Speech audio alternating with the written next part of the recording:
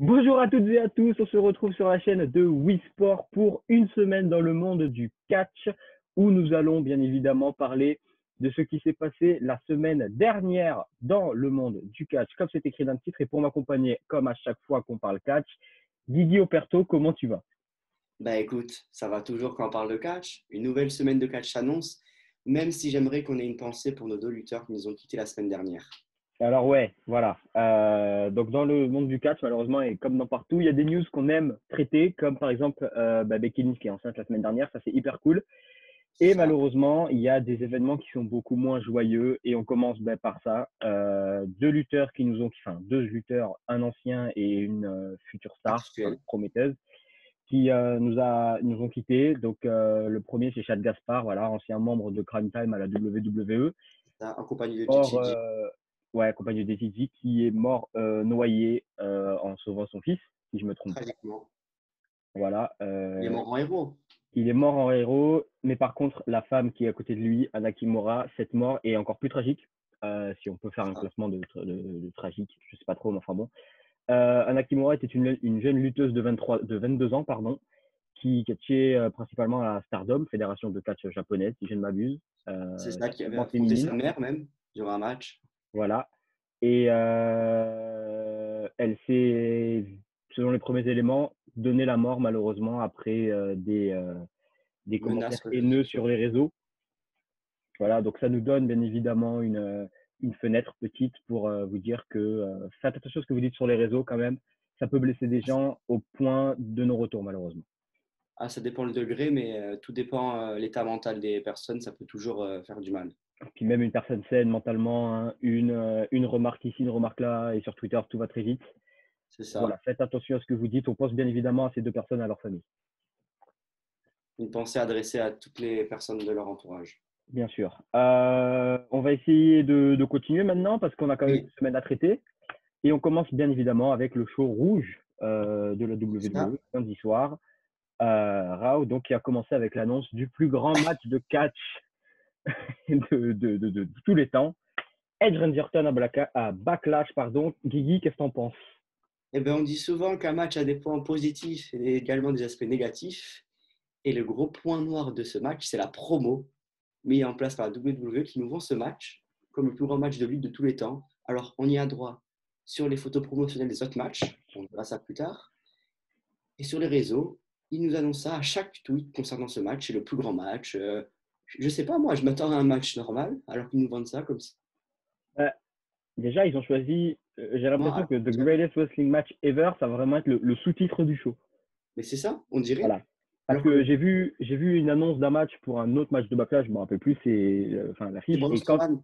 Oui, peut-être, mais non, Braun ils ont montré Strowman. l'affiche de match et ça a flashé devant moi et j'ai dit Greatest Wrestling Match Ever.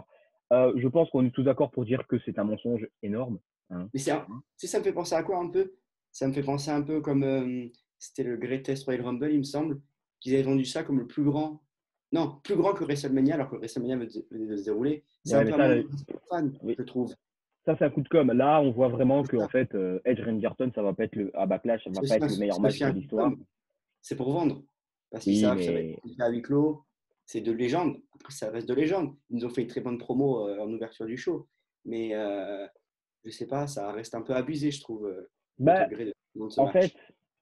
très Souvent la clairement, WWE. c'est pas. Alors attention, on a rien contre Edge et Randy Orton. Non, Moi, je les adore les deux. Je pense que toi aussi. pareil, oui, oui. C'est la manière de Mais traiter le match. le match va être bon. Au maximum, il peut être très bon, mais il peut pas être le meilleur match. Enfin, euh, même dans la WWE actuelle, vous mettez, je sais pas moi, Seth Rollins et AJ Styles dans un ring, bah, c'est meilleur quoi. Bon, on l'a vu à Money in the Bank l'année dernière. Bah, Mais voilà, déjà, AJ Styles Finn Balor, les mecs ont pas eu le temps de bosser, ils ont sorti une masterclass. c'est ça, en une soirée à Chelsea. Mais Et déjà, ouais. moi, j'ai un problème avec ce genre de match, c'est que cette feud. Une feud, elle s'arrête quand il y a un match, normalement avec une stipulation. Ça a été le cas à WrestleMania 36. Et normalement, quand il y a une stipulation, pardon, et que le vainqueur gagne de manière clean, la feud s'arrête ici. Mais bon, comme souvent, ils ont le malheur de continuer après. Et du coup, ça donne moins de crédibilité aux catcheurs et aux promos qui mettent en place. Moi, j'ai un problème Bon, avec ce genre de rivalité. Pour moi, une feud correcte, c'est une feud. Tu as plusieurs matchs. Et à la fin, tu as un gros match mais qui couronne le tout. Et après, on n'en parle plus, on passe à autre chose. Oui, mais bon, ça, on sait très bien qu'il ne faut jamais dire jamais à la WWE et que du coup, Ouais. ils peuvent changer les plans comme ils veulent. Dans tous les cas, ce match, bien évidemment, on va le regarder à Backlash Ah oui, début dans deux juin, il me semaines, semble, bien 14 juin, évidemment. Il y aura bien évidemment une preview et une review, hein, comme accompagnées toujours, le pronostic. de ces deux personnes qui vous parlent actuellement, bien évidemment. Mais en tout cas, voilà, bon, Edge Rangerton encore à Backlash pour un match de catch totalement normal. On continue? Allez, c'est parti. On Hein. continue avec une autre promo, cette fois-ci chez les femmes. C'est Asuka, du coup, qui a, comme on l'a dit en intro vite fait, récupéré le titre de Becky Lynch, qui est partie Oui, mettre un enfant au monde. Bon, on a un peu le temps, hein, mais voilà. Et donc, c'est ça laisse le titre à Asuka, qui a eu une petite célébration organisée par Kairi Sane, qui a été gâchée par une certaine Nia Jax. Ah ben à ce cas-là, elle n'a pas le temps de célébrer. Hein. Dès la petite fête mise en place par sa compatriote, Nia Jax, qui est à peine de retour depuis un peu plus d'un mois, après WrestleMania 36, Déjà trop. a fait une apparition sur le ring en établissant clairement son souhait, c'est de prendre le titre à Asuka. Donc on l'a vu là, qui a été contré par Asuka, également en coulisses, où elle a attaqué Kairi Sane, Qui a fait mais un jeu de la Asuka flûte. est arrivé à temps. Et du coup, ce soir, on a déjà un futur adversaire potentiel à Backlash avec un triple menace entre Nia Jax, Charlotte Flair et Natalia. Non, Donc, non, non, non. C'est mal dit. C'est mal dit. C'est un match triple menace entre Nia Jax, Natalia et Charlotte Flair. Pourquoi Charlotte Flair en dernier? Parce qu'elle n'a rien à foutre là. C'est tout. non, Tu peux attends. continuer. Vas-y. Du coup, oui, donc du coup, Nia Jax a interrompu cette fête, mais Asuka a quand même réussi à s'en défaire avec un super kick. Et du coup, c'est bien parce que ils n'ont pas déstabilisé le champion tout de suite. Du coup, ça lui donne un peu de momentum. On voit qu'elle est puissante avec cette ceinture, qu'elle a acquis de la force. Et j'aime bien cette manière de traiter Asuka parce que dans le passé, elle a été souvent, surtout à WrestleMania 34, elle a perdu un peu en puissance. Et donc, du Qui coup, c'est qui a cassé le momentum de Asuka à WrestleMania 34, dis donc? et du coup bah, figure-toi Toujours que la même? ce soir, Charlotte Flair, la seule raison pour laquelle elle est présente dans ce match, c'est pour donner du momentum, je pense, malheureusement, à Nia Jax. Parce que Natalia, je vois pas en quoi elle aurait. Mais même pas, c'est Nia Jax qui va prendre le tombé, tout le monde le sait. Elle est là, elle sert à rien. Ce sera pas Natalia. Et Parce qu'elle a si. perdu en plus. Elle a perdu contre Shayna Baszler déjà la semaine dernière. Donc moi, je vois pas ce qu'elle fait ici. Mais bon, après, ça reste notre avis. Mais du coup, Nia Jax va logiquement gagner le match ce soir pour affronter Asuka dans 2 semaines. Et je verrai Asuka conserver parce que elle est partie quoi. Bah, Bon, va moi durer. je suis pas d'accord avec ce match triple menace. Je dis Moi clairement, non plus. Je comprends pas pourquoi poster une telle. Raw a une bonne division féminine. Charlotte Flair, de un, n'a rien à faire là. Alors vous allez penser que j'aime pas Charlotte Flair, possible. Mais non, ce qui m'embête le plus, c'est qu'il y a des femmes comme Liv Morgan, Bianca Belair et bon, Shayna Baszler, même si j'aime pas Shayna Baszler, mais voilà. Une des deux des Iconics. Non, mais Iconics sont dans l'équipe par équipe. On va peut-être pas faire une overdose d'Iconics non plus, ça suffit. Mais non, mais plus sérieusement, voilà, ils auraient très bien pu organiser un gauntlet match avec, bah, tu mettais Natalia, tu faisais en sorte que Nia Jax arrive en dernier et qu'elle tombe sur une, je sais pas moi, quelqu'un d'épuisé et voilà, et ça faisait le taf Natalia. parfaitement. Natalia ou Ruby Riott, Liv Morgan, qui avait fait le gauntlet jusqu'au bout et qui là voit en arrivant en dernier Nia Jax. C'est ça. Bon, Mais en plus, c'est clair que pour Bianca Belair, on n'a pas trop compris ce qui s'est passé parce qu'elle fait ses débuts dans le main roster à WrestleMania et après plus rien. bah après main event. Écran noir. Main C'est event, non, ça. elle catch à main event. C'est Oui, bien. oui, non, mais à Raw, À Raw, il n'y a rien. elle est plus là. Il y a rien. Alors que la division féminine, elle a besoin, je pense, de lutteuses comme elle. Ah ben même s'il n'y en a pas besoin, une Bianca Belair, ça élève un roster, hein, Et clairement. du coup, tu parles du gauntlet match, tu aurais mis Kairi Sane aussi alors. Ça aurait toujours servi. On ne sait jamais. Même si elles sont pour l'instant en équipe. Après, un gauntlet match, c'est Dans 5-6, donc ça fait un peu beaucoup, là. De quoi? Un gauntlet match, c'est quand même 5-6, donc Oui, mais imagine que, je sais pas, Natalia n'aurait pas été la partie. Tu aurais mis Kairi Sane à la place, logiquement. ça dépend Sur c'est une qui grosse les offre. Il aurait fallu faire une liste, on va pas la faire tout de suite, mais il y avait moyen de faire un gauntlet plutôt qu'un triple menace avec une femme qui est à NXT normalement, quoi. mais Oh, qui fait quand même quelques apparitions dans le show bleu également. On verra ça par la suite. allez, oh, on enchaîne, allez. On enchaîne parce qu'on a encore deux segments de Charles Flair et moi je vais péter un câble. Allez, on est parti. avec encore une fois la division féminine, cette fois-ci les Bah, championnes par équipe, Alexa Bliss et Nikki Cross, qui, comme on l'avait prédit, eh ben, ont conservé leur titre contre les Iconics. bah, et oui, on a dit que la division féminine manquait un peu de lutteuses, bah, la preuve que non. Mais du coup, elles ont conservé, mais personnellement, je ne sais pas pour toi, PA, mais moi, c'est la manière dont je m'attendais le moins. Elles conservent, bah, avec la prise de finition habituelle avec Sablis, mais on a eu droit à un segment en coulisses avec une claque adressée entre les Iconics. Et du coup, ça peut nous amener à un futur face turn. Je sais pas, est-ce que tu t'y attendais, toi, PA? Est-ce que je m'attendais à ce que De- Alexa Bliss et Nikki Cross gardent le titre? Oui. Non, Oui. oui, ça c'était Est-ce que prévu, les mais Iconics break up? Non. Billie Kay qui Euh, adresse une claque à Peyton mais Royce. c'est même pas un break-up parce que 2 minutes après, tu es en train de se faire un câlin et Billy Kay qui est en train de chialer, oh pardon, je voulais pas faire ça. Enfin voilà. Oui, mais ça paraît quand même bizarre. Parce que certes, elles ont perdu le match, mais on aurait plus vu qu'elles perdent le match d'une manière à nous donner espoir pour un éventuel rematch à Backlash, comme le Et moi, nom j'ai espoir pour un rematch à l'indique. Backlash. Ah, toi, t'es quand même Moi, je pense persuadé. que on va partir sur un match à Backlash parce que si tant qu'à faire, tant qu'à break up la Iconics, eh ben, autant le faire sur une scène d'un pay-per-view. Voilà. Pourquoi pas, oui, ça Ou donnerait plus alors, ou alors d'importance. ce soir à Raw, vu qu'on est lundi soir, vu qu'on est lundi ce soir, bien évidemment le show rouge reprend ses droits. Peut-être refaire un match encore, refaire gagner Alexa Bliss et Nikki Cross, et à ce moment-là, une des deux pète un câble. Bah, c'est possible, en fait. Oui, peut-être, je vois Et plus du de coup, ce match à côté-là. Backlash entre les deux. Oui, moi, je verrais plus ça. En fait, qu'elle refasse un rematch ce soir, qu'elle fasse un rematch ce soir, et du coup, amener une séparation de plus en plus importante au fur et à mesure des shows, en vue de Backlash. Voilà. Qu'elle se rencontre en kick-off, peut-être. Mais d'ailleurs, tu sais très bien ce que je vais dire après cette phrase. La WWE va casser les Iconics avant, sachez bien que c'est Bailey. On enchaîne. Je suis chaud. On enchaîne donc avec Ah, le titre des États-Unis, même s'il n'était pas en jeu, c'est un peu voilà la mid-card il de était là quand Raw, même. Un nouveau disciple. un nouveau disciple. D'ailleurs, j'ai pas corrigé la faute, recueilli, il n'y a pas de T, mais c'est pas grave. That's on me, On t'en veut pas, PA. my On bad. t'aime quand même. Donc voilà, Austin Theory qui avait des tensions qui montaient de plus en plus avec Angel Garza notamment, et C'est là, ben, ça. ça a pété. À Raw. Bah écoute, c'est Voilà. ça. Donc, Austin Theory qui était alors menacé par son clan, composé également de Andrade, champion des États-Unis, et Zelina Vega. Ouais, Alors, il se fait déjà prendre à partie par ses deux compagnons et sa compatriote. Et alors qu'il était en plein match contre Aleister Black, Seth Rollins, aux côtés de Buddy Murphy qui a affronté Aleister Black, autant pour moi, voit Austin Theory dans le coin du ring et comme il est le Messie, il va le recueillir, comme c'est très bien dit dans le titre. Et Austin Theory va se rallier à ce clan pour former un nouveau trio. Et il y aurait une rumeur comme quoi attends, j'en ai oublié le nom. Ah oui, Ruby Riot pourrait rejoindre le clan également pour amener un peu de poids féminine. eh ben, Et finalement, figure-toi que j'aime bien cette idée. bah, j'ai vu ça se passer ce matin pour faire un peu comme à l'époque de Luke Gallows, CM Punk. Ouais, la Straight Edge. Mais C'était intéressant. ouais, pourquoi pas? Cette Rollins en siège de secte avec. Bah ouais, ça, Alors après, ce serait peut-être pour construire une rivalité entre les deux clans, mais maintenant le clan des Mexicains, parce qu'on va les appeler comme ça, ouais, ont plus que deux membres, garçons, parce que Zelina Vega va pas faire un match à 3 à 6 à 3 contre 3 avec Austin Theory, Bella, enfin, Murphy et Rollins. Donc je bon, pense pas. moi non plus.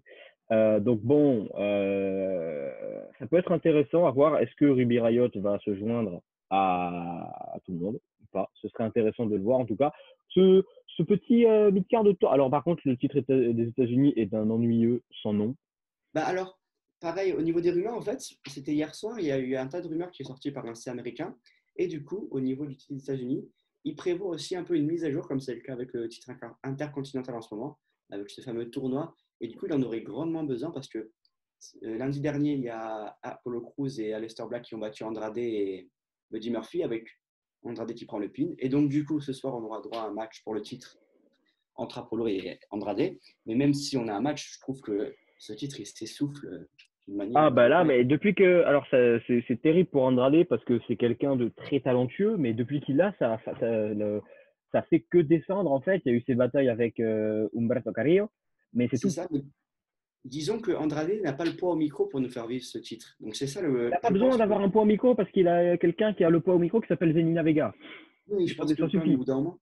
au bout d'un moment, si le gamin il envisage d'être champion de la WWE, il faudrait quand même qu'il sache parler au micro, parce qu'il n'y aura pas toujours quelqu'un avec lui. Bah, pourquoi pas. Moi, ça me Oui, dérange pas d'avoir Zelina Vega à côté d'Andrade. Ça, j'aime bien. c'est sûr, pour nos yeux, c'est sûr, mais Mais même pour le personnage, Andrade Zelina, moi, parce que c'est. vous êtes tous ensemble. Ouais, mais j'aime bien. Non, c'est sûr, mais voilà, ce titre, en tout cas des États-Unis, il aurait besoin d'un beau changement. Bon, est-ce qu'on n'enchaîne pas sur le titre mondial maintenant? Oui. Du coup, il a clôturé ce show et c'était vraiment avec une belle surprise. On s'y attendait pas trop déjà. Donc, c'était un match entre Drew McIntyre et le meilleur catcheur du monde, Baron Corbin. Et oui, grâce à la fameuse wildcard qui a fait son Ah là retour. là, la wildcard, que des mauvaises nouvelles. Et donc, vous voyez dans le fond de cette première photo, sur cette magnifique superplex, un certain catcheur bodybuildé de couleur noire appelé Bobby Lashley, Bah, c'est qui ça. est là et qui se dresse comme le prochain challenger pour le titre si cher aux yeux de Drew McIntyre.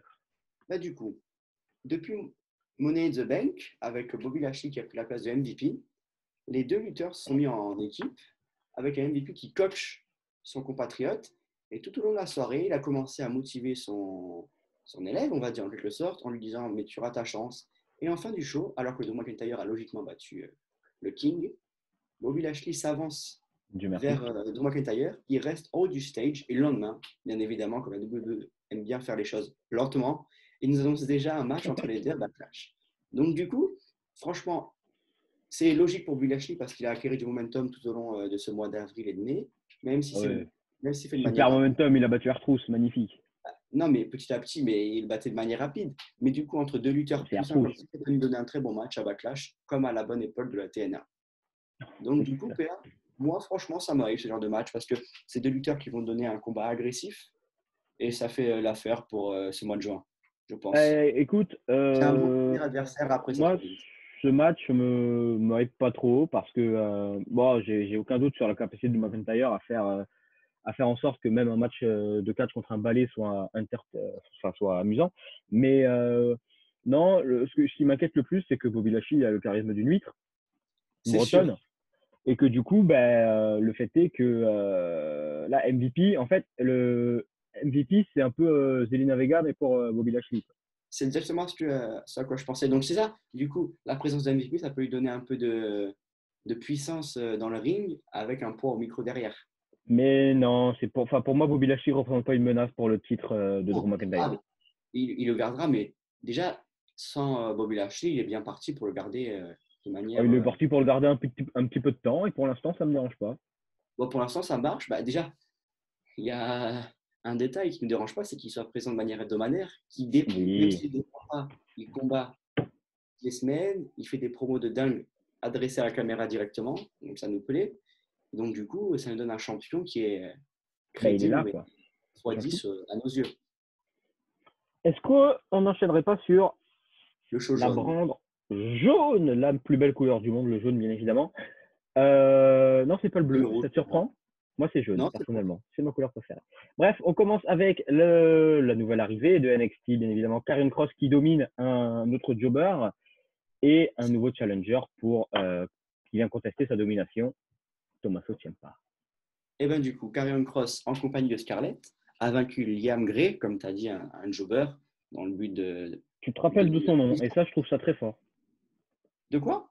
Tu te rappelles de son nom, et ça, je trouve ça très fort. Attends, quand même, PA. On n'est Ah pas des ouais, fans non, mais de ça va, les noms des jobbers, à part James Ellsworth, ça va bien. Quoi. Vous allez Généralement, ils loin, hein. gagnent et ils repartent, quoi. Donc, bon. Mais du coup, c'est ça. Il vient, il gagne et il s'en va. Bah non, ils perdent, du coup, ils font le job, Bah quoi, ils oui, se cassent, quoi. logiquement. Ils prennent cher. C'était pour Bref, ne pas empêcher la fameuse expression.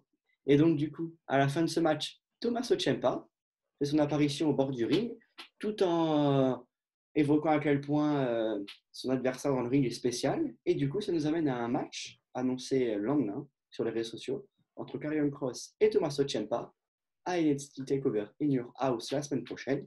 Et du coup, ça nous entre deux lutteurs qui sont pas mal au niveau des promos, même dans le talent in-ring, ça ne peut que nous donner envie de voir ce match. Franchement, avec la carte qui se dessine, des autres matchs qui ont été annoncés dans la soirée, ah bah là, un match très très très bien construit. NXT TO In Your House, il va faire tomber les fondations de la maison. pense Ah qu'on bah, peut le dire. très clairement, on Ouais, le regardera bien de la maison en tout cas. bien sûr qu'on va bien le regarder, bien évidemment. Est-ce qu'on fera une review et une preview? Très certainement, Bah oui, je pense qu'on peut obligé. le dire.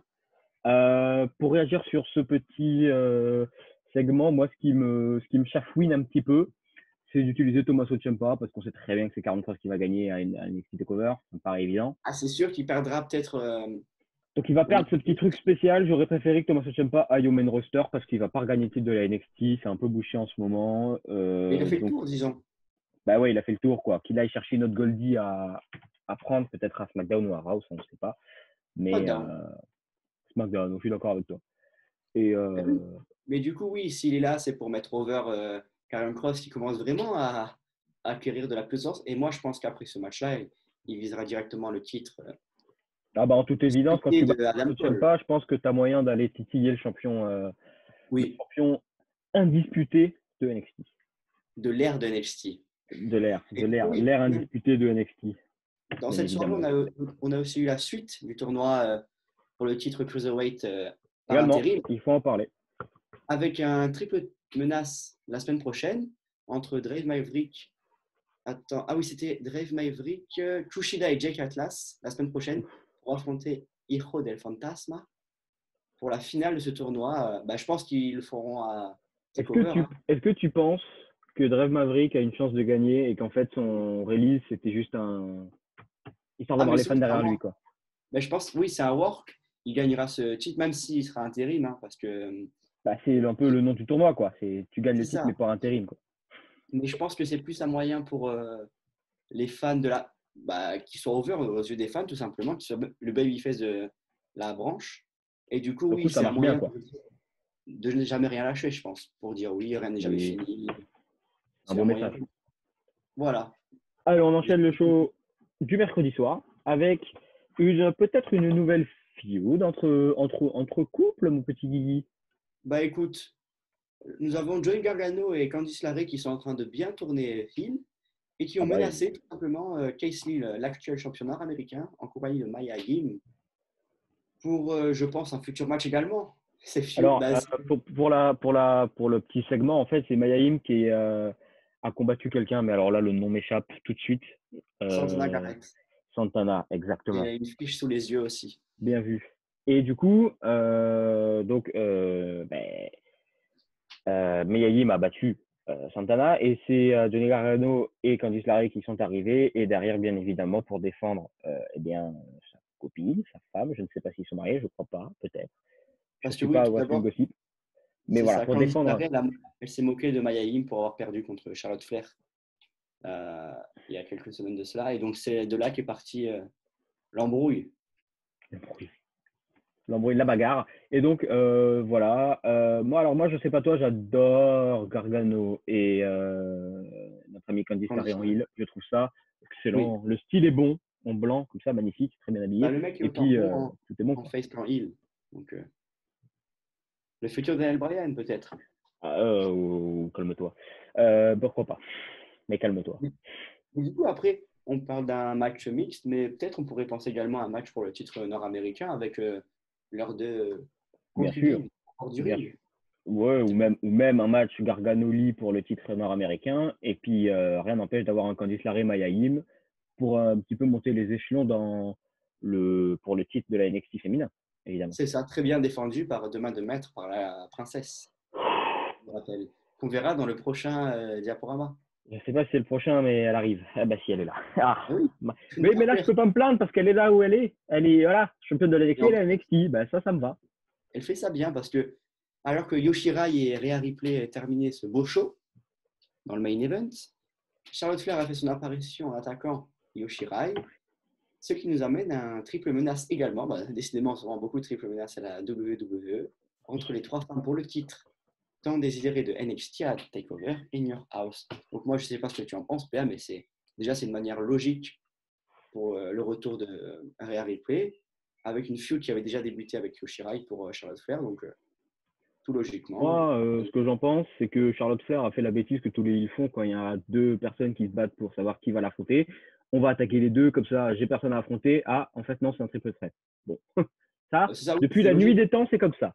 clairement. C'est ça. On connaît la WWE depuis un certain temps maintenant. On la connaît, hein, pas à nous, WWE. Donc, bon, ben, Io Shirai, Rhea Ripley, c'est du très très lourd dans le ring, hein, très clairement. C'est deux futures stars, hein, peut-être les prochaines Sasha Banks, Charlotte Flair, qui sait, je sais pas. Euh, oui, bah oui, ça va. Et donc, Charlotte qui attaque bien évidemment les deux et qui déclenche un match triple menace. Ça va être du lourd. Charlotte Flair va Oui, conserver son titre et on passe. ça partit en tous les sens, je pense. Parce que mais ce show de TakeOver, franchement, avec les matchs Bon, bah alors là, qui sont programmés, je pense qu'il va donner un show 5 étoiles, hein, très et alors là, certainement. attention, je vais spoiler un des spots de ce match-là. Il va y avoir Rhea Ripley qui va prendre un moonsault de Io Shirai et pendant que les deux se relèvent, moonsault de Charlotte Flair. Est-ce que vous êtes prêts? Je l'aurai annoncé, c'est ici que vous On est l'aurez prêt. entendu. Ou l'inverse, mais il va y avoir de moonsault. Bah, on est D'ailleurs, prêt, PA. Io Shirai qui a le meilleur moonsault de la WWE. Ça, c'est pas. Il y Non, a non, match non. avec la demoiselle blonde présente avec la ceinture. Alors, il n'y a pas match parce que la demoiselle blonde manque de se faire les ligaments croisés vu qu'elle atterrit toujours sur ses jambes. Ça, c'est dommage. Un moonsault, il faut atterrir sur son ventre. C'est comme ça. Est-ce là d'être forte physiquement comparée à Sasha Banks?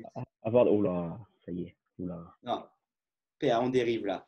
Passons à Passe. la compagnie rivale Vas-y, plutôt. parle. Parle, mon petit, parle.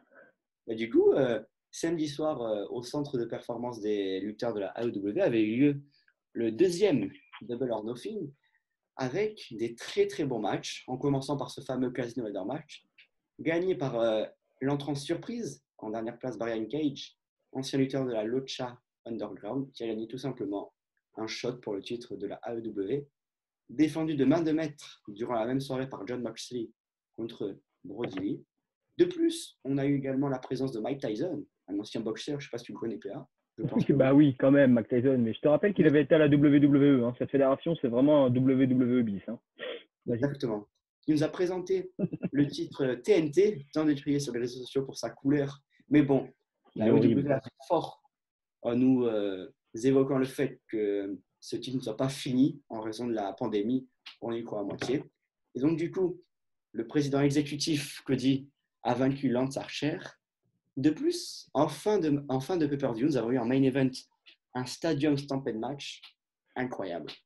Tout simplement incroyable. Ils ont voulu faire un peu comme le Money in the Bank masculin et féminin, avec de l'humour mis en avant, tout en exploitant vraiment tous les recoins du stade, avec, tu l'as vu aussi, PA, ce segment à la buvette entre Hangman Page et Bien Kenny sûr. Omega. Vraiment incroyable. Et donc, l'élite, en compagnie de Matt Hardy, a battu The Inner Circle, bien représenté par Chris Jericho, suite à un saut incroyable sur Sammy Guevara. PA. C'était un show incroyable. Et ils nous ont déjà annoncé le futur pay-per-view, All Out, édition 2, en septembre prochain. Ça fait pas Vivement. un an qu'ils existent et ils font déjà des pay-per-view qui ont déjà le même nom. Ah, les gars, putain, trouvez des autres noms, je sais pas moi. On peut se recycler, je pense, mais bon. Non, bah moi, alors pour dire ce que j'en ai pensé de ce show, parce que alors je l'ai pas regardé live évidemment, j'ai regardé vite fait des highlights. Euh, Il y a des trucs qui m'ont un peu gêné, notamment ce spot dans la piscine où Matardi se fait noyer et qu'au final, quand chaque fois qu'il ressort de l'eau, il ressort avec une forme de la WWE. C'est pour envoyer des pics, ils sont toujours comme ça. On se Ah ouais, rappelle mais Cody. continuez à envoyer des pics et puis vous allez couler. Voilà. De toute façon, Cody, tu te rappelles, à Double or Nothing l'année dernière, avec le Sledgehammer pour envoyer déjà un stud de la Et ouais, bah WWE. voilà. En fait, cette Mais compagnie est-ce que s'est la oubliée. WWE envoie des pics à W? Non, donc c'est tout. Ah non, mais de toute façon, la WWE sera toujours à des années-lumière de toutes les compagnies Eh existantes, oui, mais c'est mort. Ne crée pas une compagnie comme ça. De même si on respecte leur travail. Mais bon, passons au show bleu. toute façon, il faut bleu, le meilleur show de la semaine, bien évidemment. Pourquoi?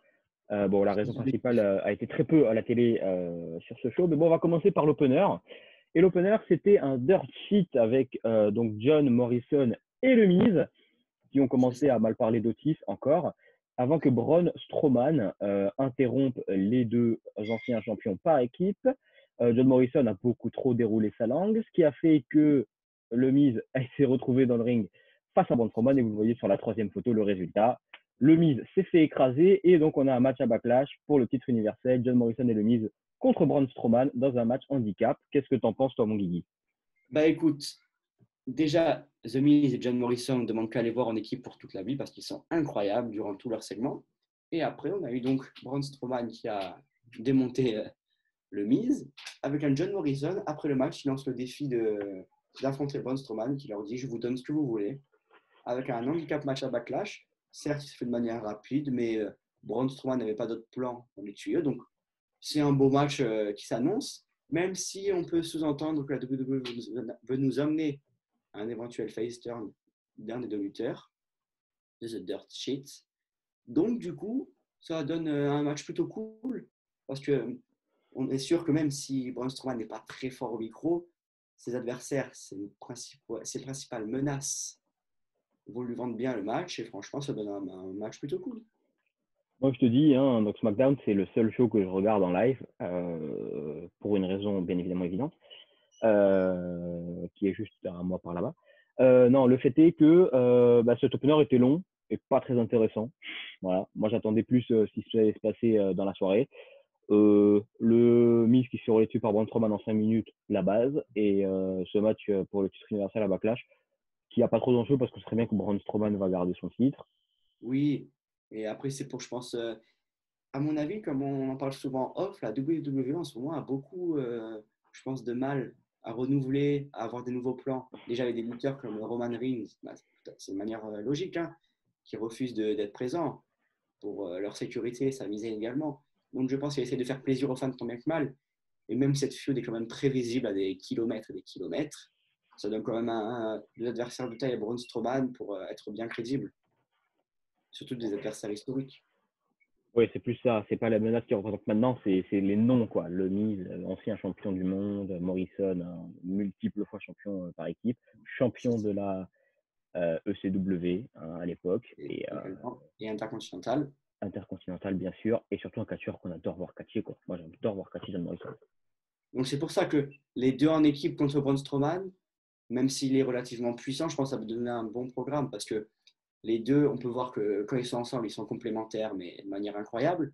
Et donc ça va nous donner un match plutôt sympa à voir. Et même avec les segments qui s'annoncent vendredi prochain et vendredi la semaine d'après, 2 jours avant Backlash, ça va nous donner des moments plutôt sympathiques à avoir.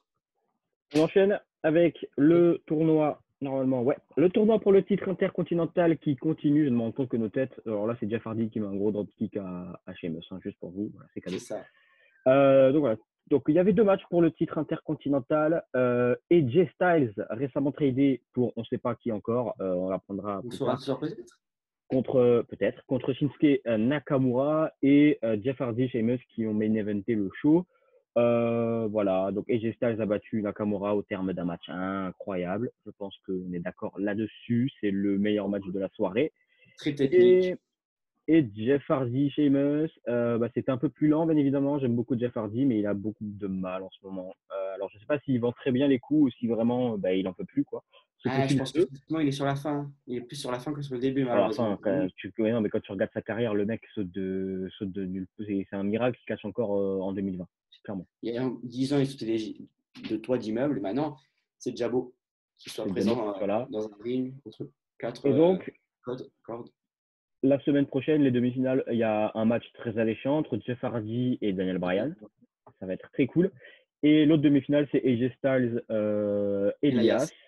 Et du coup, toi, mon Guigui, tu vois qui en finale? Du coup, moi, très clairement, je vois un remake d'il y a 2 ans entre AJ Styles et Daniel Bryan avec un Ah match, je ouais? pense, incroyable à Backlash. Mais t'imagines quand même, on a une carte plutôt sympathique à Backlash. Je suis en train de se dessiner. Oui, Hein. ça commence, mais moi, je vois pas cette finale-là, perso. Moi, du coup, je t'explique. Déjà, Vas-y. j'ai bien aimé AJ Styles, le fait qu'il ait un SmackDown. Pour moi, c'est le lutteur le plus logique pour qui c'est logique de changer de brand parce que il est encore sous le choc de sa défaite contre Taker. On l'a vu dans une interview en off. Et pour moi, on le voit qu'il est encore vraiment, mais il sent la menace, il sent qu'à tout moment il peut réapparaître. Et ça paraît logique qu'il ait changé de roster, comme quelqu'un qui a peur d'une autre personne. Et Et puis, du coup, bon, il a storyline telling, clairement, SmackDown, c'est la maison que Jason a construite, quoi. 2 fois champion du monde. Et il ne peut être que champion intercontinental. Et ça serait vraiment une très belle récompense. Et t'imagines une feud entre Sami Zayn et AJ Styles, comme il y a 2 ans pour le Royal Mais Rumble. moi, je vois pas ça. Dis-moi. Moi, je vois pas ça. Moi, je pense que c'est Jeff Hardy qui va aller en finale contre AJ Styles. Parce qu'ils nous ont build up Jeff Hardy avec 5 semaines ou 4 semaines, un mois, là, de sa carrière en vidéo de 2-3 minutes. avec les Oui, débuts, quand il tombe dans la drogue, la rédemption, la rechute et la rédemption au final. Et je vois pas pourquoi tout ça autour de Jeff Hardy. Alors oui, c'est une légende, tout ça, tout ce que tu veux. Il a sa place au Hall of Fame gratuite, il a son c'est ticket sûr. déjà. Mais euh, pourquoi l'avoir build autant si c'est pour le faire perdre en demi-finale contre Daniel Bryan? Je ne sais pas. Même si effectivement, bon, c'est pas la demi-finale et Jeff Styles va bien évidemment passer contre Elias. Et moi, Oui, ma finale, j'espère. du coup, c'est Jeff Hardy et Jeff Styles. Et à ce moment-là, je suis partagé parce que d'un autre côté, bah, j'ai toujours la même envie que Jeff Hardy soit rechampion, mais le fait est qu'AJ Styles n'a jamais gagné le titre intercontinental et que ça serait de lui un champion Grand Slam, il me semble. Donc, C'est ça, mais les deux hypothèses se valent parce que AJ Styles avec une ceinture intercontinentale autour du ventre, ça serait vraiment pas mal parce que, il peut faire un Open Challenge et là, ça peut être cool. oui, à la John Cena, très clairement. Et en plus, cette ceinture, c'est comme Drew McIntyre.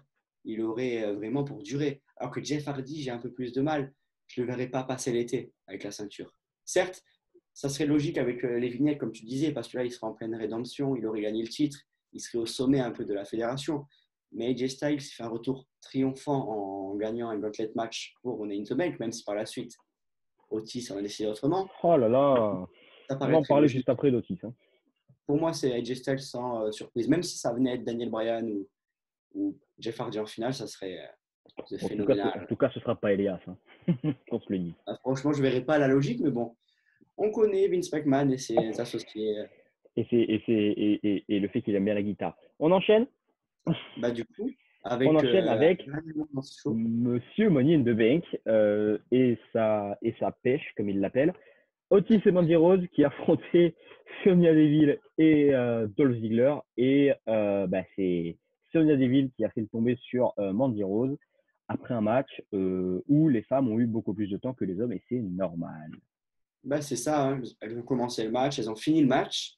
Mhm. Et du coup, on a eu un Dolph Ziggler quand même présent avec un super kick adressé à Otis. Et du coup, on a une feud qui n'est pas encore terminée, même si ça fait quelques temps que ça dure, avec cette fameuse histoire d'amour entre Otis et Mandy Rose. Mais du coup, c'est une feud plutôt sympathique parce qu'on a Otis, personnage atypique, qui nous vend très bien cette rivalité, avec toujours cette menace de la mallette.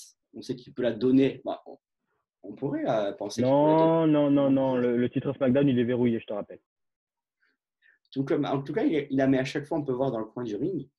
Et du coup, ça donne un programme alléchant et ça nous emmène tout droit sur la route de Backlash Et aussi. puis, il faut dire, Sonya Deville était dans l'ombre un petit peu parce que, ben voilà, Fire and Desire, c'était pas fou.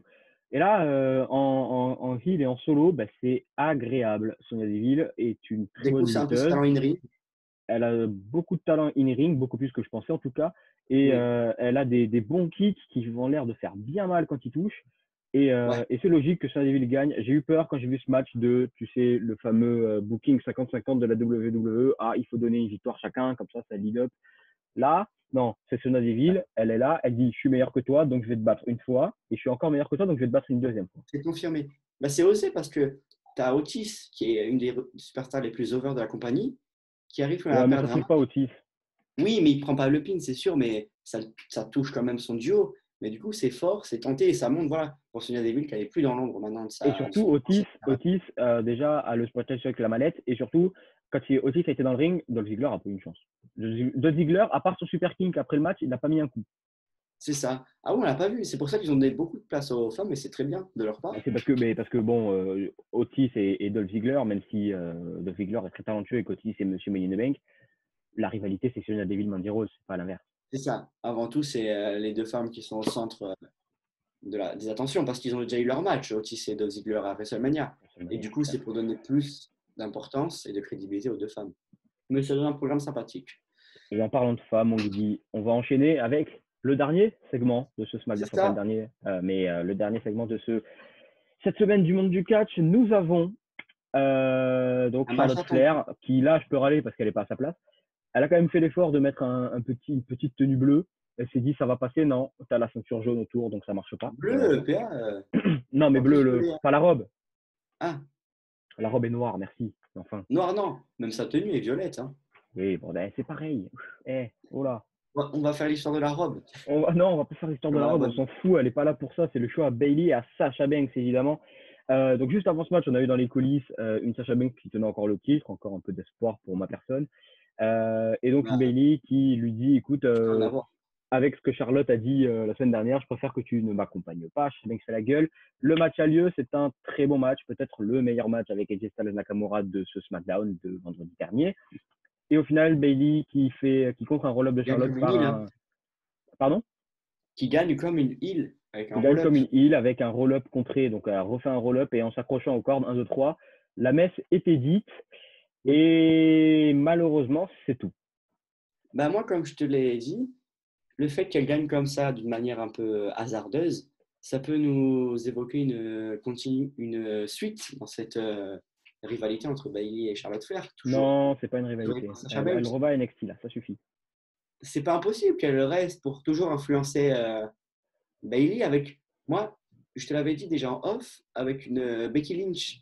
Moi, j'aurais vu Becky Lynch dans les Ouais, mais coulisses de laissez Raw, Becky Lynch où elle est aussi. avec la wildcard, dire à Sasha Banks toute seule, hein, elle croit Sasha Banks, comme ça dans les coulisses, elle est un peu pensive, elle lui dit mais prends ton élan, fais comme tu nous as montré dans le passé, et du coup, je verrai une Sasha Banks plutôt avec la ceinture qu'aux côtés de Bailey. Ah, mais moi, voilà, je suis déçu parce que je m'attendais vraiment à ce que cette fois, ce soit la bonne. Voilà, que Sasha Banks, Un peu perdu, ça serait un peu perdu. que Sasha Banks vienne aux abords du ring et que, je sais pas, il y ait une mise en tente, Bailey perde et là, Sasha Banks lui pète un câble parce que Bailey lui reproche la défaite alors qu'en fait, elle a rien fait. Voilà. Et même quand j'ai vu que Sasha Banks allait ne pas venir, je me suis dit, vas-y, le Performance Center, c'est pas grand. Elle va être dans les coulisses, elle va être pas Elle va loin. bien trouver les rings un jour. Elle va trouver le ring un jour. Non, elle est restée devant sa télé, comme moi finalement. Et du coup, on a eu un segment juste après. La WWE nous a fait un faux espoir avec Bailey qui célèbre et avec Sasha Banks. Sasha Banks qui lui fait ouais, tu l'as fait, tu l'as fait, tu l'as fait, mais genre 10 fois. Et Bailey qui remet en question le fait que Sasha Banks ait confiance en elle. Pour au final Oui, faire en mode ah ah non, je rigole. Et là, moi et je pense là, et là, j'ai de plus en plus peur que ce soit Bailey qui turn sur Sasha Banks. Ça fait aucun sens, quoi.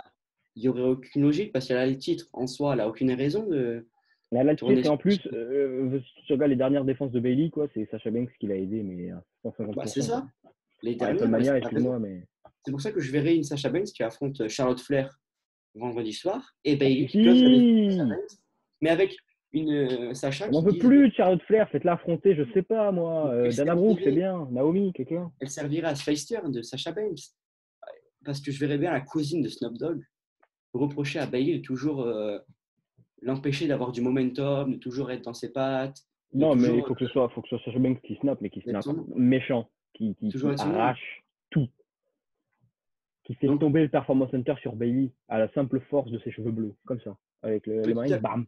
attends, imagine t'as Orthodox sous le ring, tu ne veux pas le Euh, perdre. il est perdu déjà. Non, mais du coup, petit à petit, on y va, PA. Ça, tu le sens là. Au bout Ça du fait, nez, tu franchement, sens. non, très honnêtement, ça fait 4 ans que je sens que la WWE va pas Sasha Banks, j'en peux plus. Je suis Ça va en, venir, PA. je suis en overdose. Bon, en tout cas, nous, on a fini cette semaine dans le monde du catch. Encore une semaine bien remplie, hein, bien Oui, évidemment. avec pas mal Avec, d'éléments avec des à segments suivre cette semaine. intéressants, avec des bonnes nouvelles, des nouvelles beaucoup moins bonnes, bien évidemment. On revient au début de la vidéo. Et cette semaine, qu'est-ce qu'on a? Donc, ce soir, on a Raw. C'est ça. Demain soir, nous vous sortirons la review de l'épisode 3 de The Last Ride, la série Ouais, consacrée à au l'Undertaker, Taker. qui est sorti hier. Un épisode beaucoup plus joyeux déjà que la semaine dernière, hein. De The Et que Last les... Ride, joyeux, je sais pas, puis ça finit en autre boudin quand même un peu.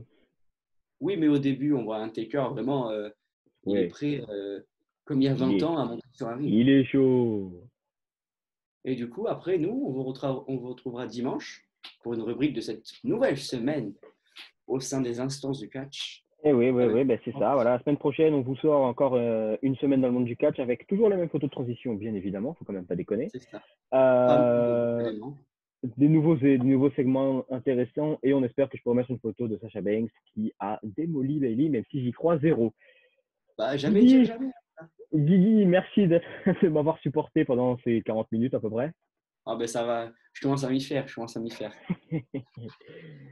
Et écoutez, on espère que ça vous aura plu. On vous retrouve la semaine prochaine. Ciao. C'est ça. Vive le catch.